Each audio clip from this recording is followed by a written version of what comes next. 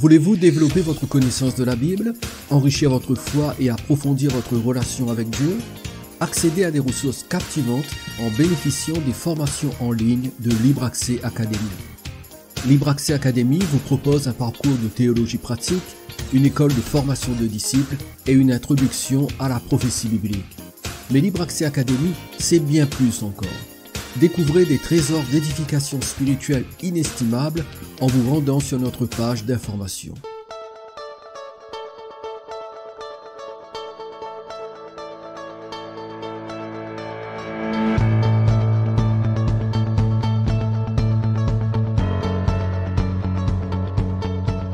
Lisons à nouveau Job chapitre 33 verset 14. Dieu parle cependant, tantôt d'une manière, tantôt d'une autre, et l'on n'y prend point garde. Nous apprenons ici que Dieu varie sa façon de parler, mais lorsqu'il parle, il le fait habituellement par l'intermédiaire d'un individu choisi par lui. En considérant les 5 divisions de la révélation biblique, nous avons entrepris de découvrir quels sont les porte-paroles de Dieu pour chacune d'elles. Nous nous sommes arrêtés sur ceux de l'Ancien Testament, qui sont bien sûr les prophètes, selon Hébreux chapitre 1er verset 1er qui déclare « Après avoir autrefois à plusieurs reprises et de plusieurs manières parlé à nos pères par les prophètes ». Dans cette étude, nous allons nous intéresser à 2 autres divisions et nous laisserons les 2 dernières pour une étude ultérieure. Commençons par les porte-paroles des évangiles. Le premier porte-parole de Dieu dans les évangiles, c'est bien sûr Jean-Baptiste, qui était chargé de préparer le chemin du Seigneur et d'appeler les Juifs à la repentance. Voyez pour cela Matthieu chapitre 3, Marc chapitre 1, Luc chapitre 3 et Jean chapitre 1. Cependant, le principal porte-parole de Dieu tout au long des évangiles, c'est évidemment le Seigneur Jésus, comme l'affirme Hébreux chapitre 1 verset 2. Dieu, dans ces derniers temps, nous a parlé par le Fils qu'il a établi héritier de toutes choses, par lequel il a aussi créé le monde. Notons en passant que les derniers temps commencent avec la première venue de Jésus. Cela fait donc 20 siècles que nous vivons dans les derniers temps. Ce qui est aussi intéressant de souligner, c'est la similitude du message entre Jean-Baptiste et Jésus. C'est ce qui ressort tout d'abord de Matthieu chapitre 3, du verset 1 au verset 2. En ce temps-là parut Jean-Baptiste prêchant dans le désert de Judée. Il disait « Repentez-vous car le royaume des cieux est proche ». Ensuite, Matthieu chapitre 4, verset 17. Dès ce moment, Jésus commença à prêcher et à dire « Repentez-vous car le royaume des cieux est proche ». Bien sûr, Jésus est allé beaucoup plus loin dans son enseignement que Jean-Baptiste, mais ils avaient une base commune, la proximité du royaume des cieux et l'appel à Israël de changer de perspective pour accueillir ce royaume. À ceci s'ajoute une seconde similitude, d'ailleurs intimement liée à la première. Que ce soit Jean-Baptiste ou Jésus, les 2 ont été envoyés exclusivement à Israël, comme l'indiquent les textes suivants. Nous lisons dans Jean chapitre 1er verset 31, et c'est Jean-Baptiste qui parle, « Je ne le connaissais pas, mais c'est afin qu'il fût manifesté à Israël que je suis venu baptiser d'eau. » Il est clair ici que le ministère de Jean-Baptiste était réservé à Israël afin de préparer la venue de son Messie, c'est-à-dire de Jésus-Christ. Maintenant, regardons ce que Paul déclare dans Romains chapitre 15 verset 8. Je dis en effet que Christ a été serviteur des circoncis pour prouver la véracité de Dieu en confirmant les promesses faites au Père. J'attire votre attention sur cette phrase. Christ a été serviteur des circoncis, c'est-à-dire des Juifs. Cela signifie que même si Jésus est la fondation de l'Église, son ministère terrestre s'adressait à Israël et non à l'Église.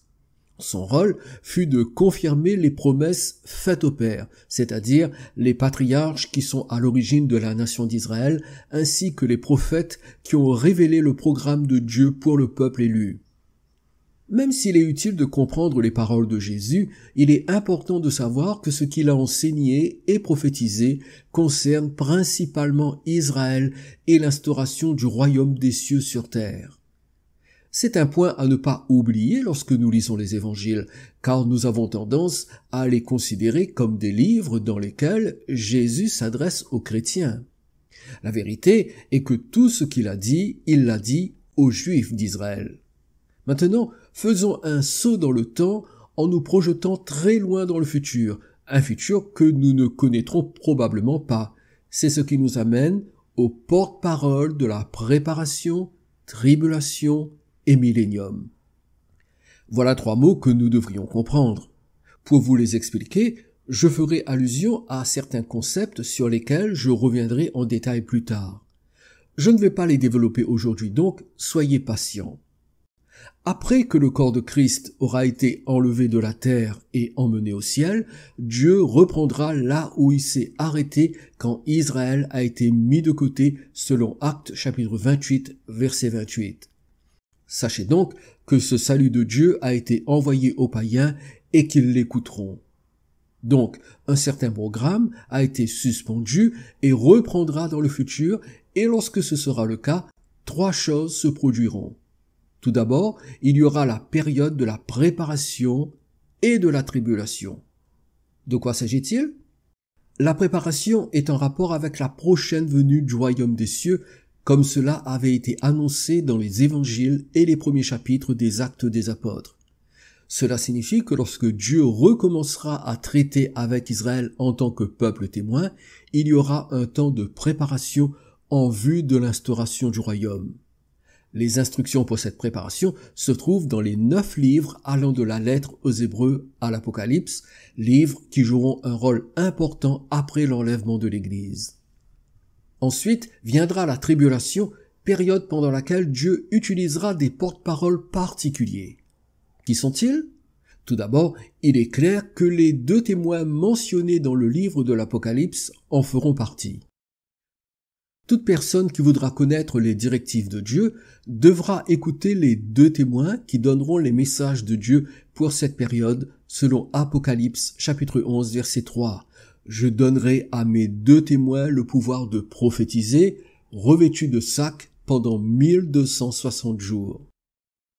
En plus des 2 témoins, il semble probable qu'il y aura également comme porte-parole de Dieu les 144 000 Juifs que Dieu a scellés pour être à son service. Ils proclameront que Jésus est le Messie d'Israël et qu'il viendra bientôt établir son royaume sur terre. Nous lisons dans Apocalypse chapitre 7, le verset 3 et 4, « Ne faites point de mal à la terre, ni à la mer, ni aux arbres, jusqu'à ce que nous ayons marqué du sceau le front des serviteurs de notre Dieu. » Et j'entendis le nombre de ceux qui avaient été marqués du sceau, 144 000 de toutes les tribus des fils d'Israël. Une 3e catégorie de porte-parole pendant la période de la tribulation apparaît dans Apocalypse chapitre 14 versets 6 et 7. C'est l'ange qui annonce un évangile éternel, lequel ramènera l'humanité à la vérité de base de l'existence et de la souveraineté de Dieu qui sera abandonnée sous le règne de l'Antichrist. Je vis un autre ange qui volait par le milieu du ciel, ayant un évangile éternel pour l'annoncer aux habitants de la terre, à toute nation, à toute tribu, à toute langue et à tout peuple. Il disait d'une voix forte, « Craignez Dieu et donnez-lui gloire, car l'heure de son jugement est venue, et adorez celui qui a fait le ciel et la terre et la mer et les sources d'eau. » Ce sera une période terrible durant laquelle l'Antichrist imposera sa tyrannie et cherchera à anéantir le peuple d'Israël. Elle durera 7 ans, au bout desquels Jésus reviendra en gloire.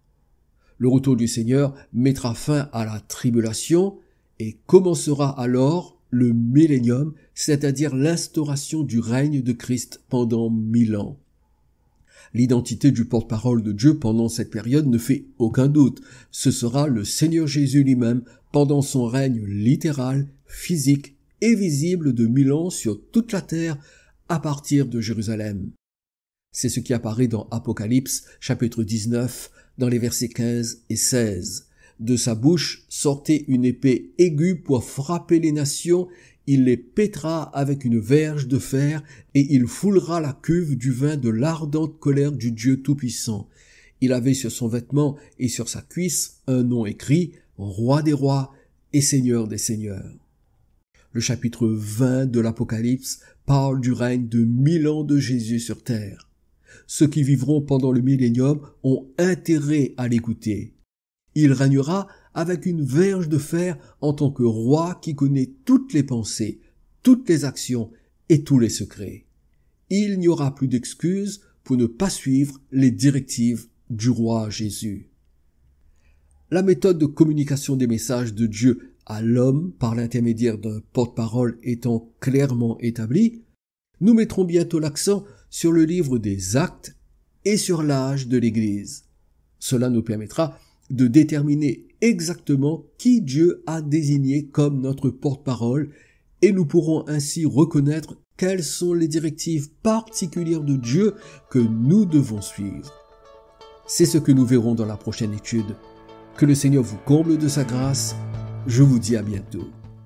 Jésus dit dans Apocalypse chapitre 22 verset 12, « Voici je viens bientôt et j'apporte avec moi ma récompense pour traiter chacun conformément à son œuvre. » Les deux vérités contenues dans cette déclaration du Christ doivent être inscrites dans nos cœurs. Premièrement, Jésus revient bientôt. Tout comme il est venu une première fois, il y a un peu plus de 2000 ans, il reviendra une seconde fois. Deuxièmement, il reviendra pour traiter chacun conformément à son œuvre. Cela signifie que chaque être humain devra rendre des comptes pour la vie qu'il a vécue sur terre. Qu'avez-vous fait de votre vie? L'avez-vous vécu avec Dieu ou sans vous intéresser à ce qu'il attend de vous? Vous êtes né dans un état de séparation d'avec Dieu, mais il a donné Jésus son Fils pour vous réconcilier avec lui. Avez-vous fait la paix avec Dieu? Quelle est la récompense que Jésus vous donnera lorsqu'il reviendra? Serez-vous récompensé pour la vie éternelle dans la gloire du ciel ou par la perdition dans l'enfer de la séparation éternelle? Si vous ne l'avez pas encore fait, tournez-vous vers Jésus-Christ de Nazareth. Croyez dans sa mort et sa résurrection et soumettez-lui votre vie entière. Il pardonnera vos péchés et remplira votre âme de la paix de la réconciliation avec votre Créateur. Croyez en Jésus et entrez dans le salut qu'il vous offre aujourd'hui.